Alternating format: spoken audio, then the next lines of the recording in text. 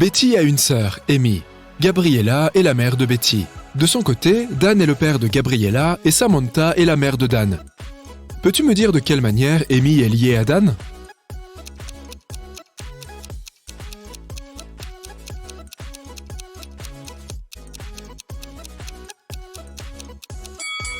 C'est très simple, Amy est la sœur de Betty, et Betty est la fille de Gabriella.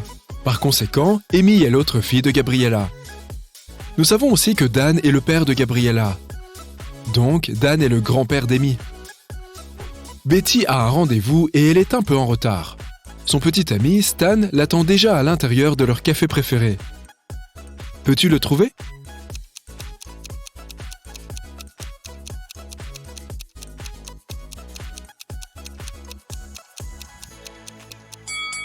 C'est ce garçon à droite. Il a un cadeau à côté de lui sur la table. Après le rendez-vous, Betty choisit de rentrer chez elle en utilisant un service de covoiturage. La voiture est garée à cet endroit. Peux-tu trouver l'une des deux issues possibles que Betty peut emprunter?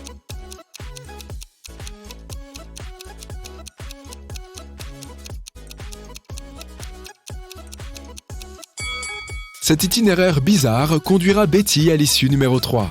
L'un des services de courrier électronique les plus populaires fait face à une erreur système. Et les mots de passe de certains clients ont été modifiés. Betty écrit au responsable de l'entreprise. « Mon mot de passe est changé, je n'arrive pas à me connecter. » Le responsable répond. « Maintenant, votre mot de passe est différent et il comporte 9 lettres et 2 de ces lettres se trouvaient déjà dans votre mot de passe précédent. » Betty répond. « Merci, j'arrive maintenant à me connecter. » Sauras-tu trouver l'ancien et le nouveau mot de passe de Betty?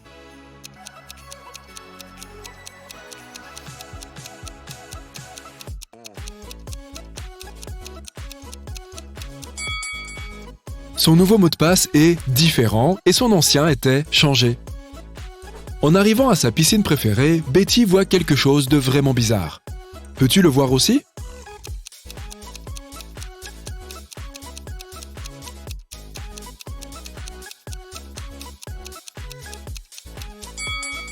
Ces deux garçons ont échangé leurs ombres.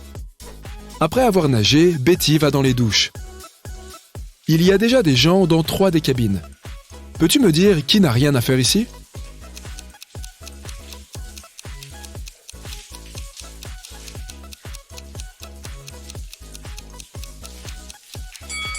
Cette personne à gauche devrait probablement utiliser les douches des hommes. Il n'a qu'une bouteille de shampoing. Les dames apportent généralement tout un tas de produits pour se doucher. Betty croise son meilleur ami, Rob. Il dit toujours la vérité. Rob dit « J'ai un nombre entier spécifique en tête. C'est 1, 2 ou 3. Tu peux me poser une seule question, mais je ne peux répondre que par oui, non ou je ne peux pas répondre. Quelle question vas-tu me poser pour découvrir le nombre auquel je pense? Peux-tu aider Betty?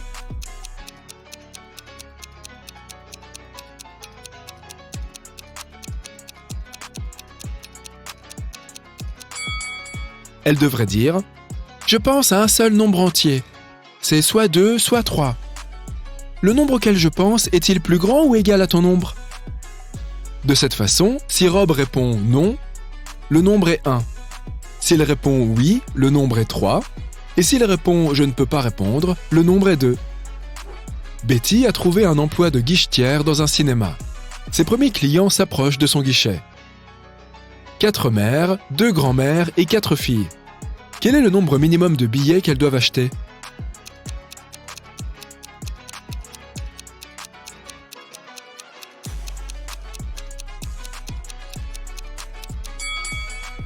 Seulement 6. Betty a 3 clés qui ouvrent 3 portes différentes. Combien d'essais lui faudrait-il pour trouver la clé de chaque porte?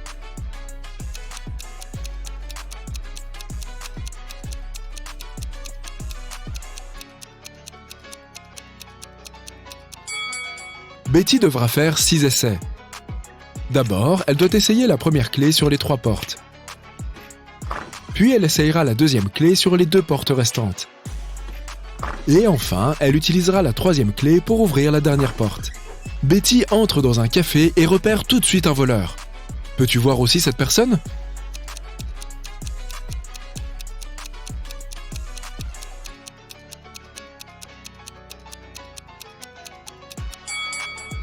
il y a un antivol électronique sur les vêtements que tient cette élégante dame assise sur cette chaise.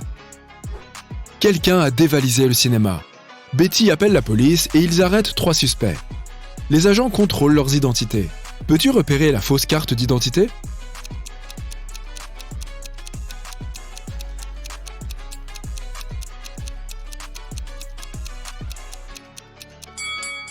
Les photos de papier d'identité doivent toujours avoir un fond blanc. La carte du milieu est donc fausse. Tard dans la nuit, Betty rentre chez elle à pied au milieu d'une tempête de neige. Elle croise une personne qui promène un chien dans la rue et elle prend peur. Peux-tu deviner pourquoi ?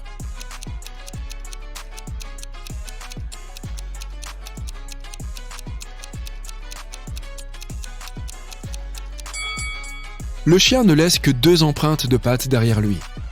Betty continue à marcher et voit une autre chose étrange. Peux-tu la voir aussi ?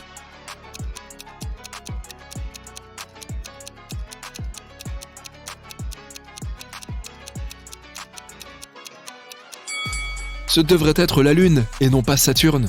Betty entre dans son immeuble et rencontre 3 de ses voisins dans l'ascenseur. L'un d'entre eux est un loup-garou.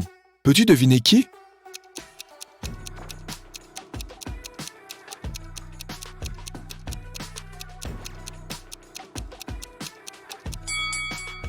La dame à gauche, elle porte un collier à motif de lune.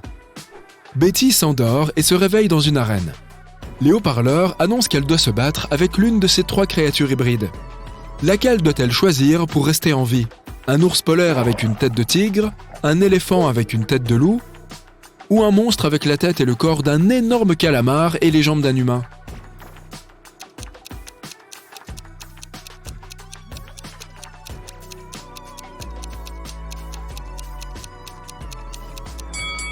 Betty devrait choisir la 3e créature. Il s'agit d'un animal aquatique. Il ne pourra donc pas respirer suffisamment longtemps pour se battre hors de l'eau.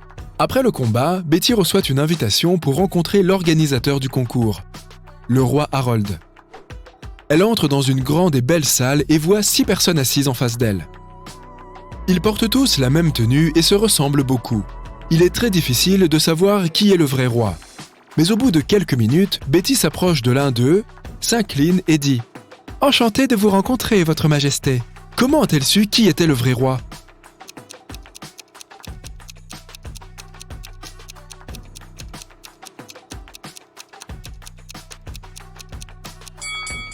Tous les autres regardaient le roi très attentivement pour imiter ses manières et ses gestes. Le vrai roi Harold, lui, est absolument détendu. En rentrant chez elle, Betty est malheureuse. Son chat Foufou a disparu. Betty interroge ses voisins. Lily répond « Désolée, je n'ai pas vu de chat. Je travaille chez moi. J'ai passé toute la journée à travailler sur mon nouveau livre. » Vanessa dit « Je n'ai pas vu Foufou aujourd'hui, et c'est très bien ainsi parce que je suis terriblement allergique aux chats. » Et Bob dit « Je crois avoir entendu un chat miauler sur le balcon il y a quelques heures. Peux-tu deviner qui a volé le chat ? »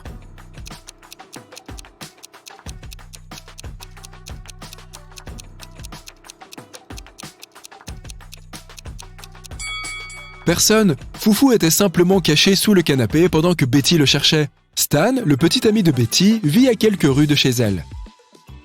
Betty l'appelle sur FaceTime pour l'inviter. Mais Stan répond « Désolé chérie, je viens de rentrer chez moi et je crois que je suis malade. Je vais me coucher tôt ce soir. » Betty lui crie « Menteur !» et elle raccroche. Pourquoi ?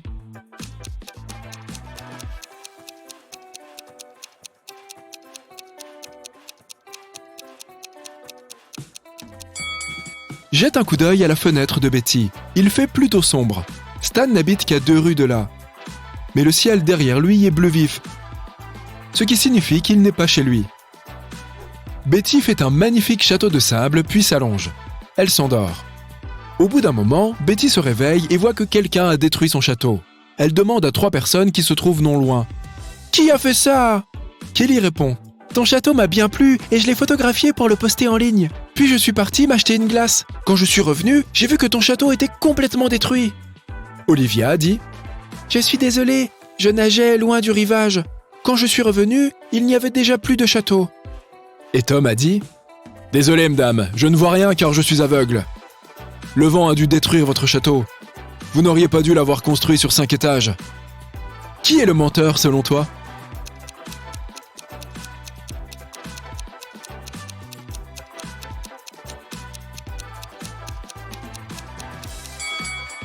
Cet homme, il a dit qu'il était aveugle. Comment savait-il donc que le château avait 5 étages ?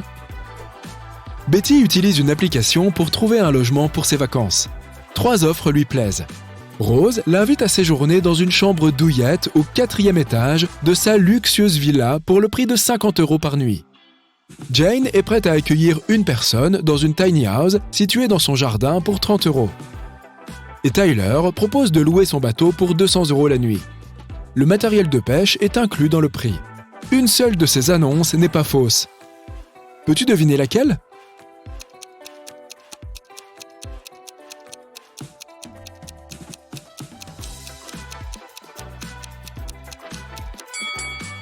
Cette villa a 2 étages, et la photo de Tyler est accrochée sur la jetée. C'est un fugitif. La maison d'hôte de Jane est donc l'option la plus sûre pour Betty.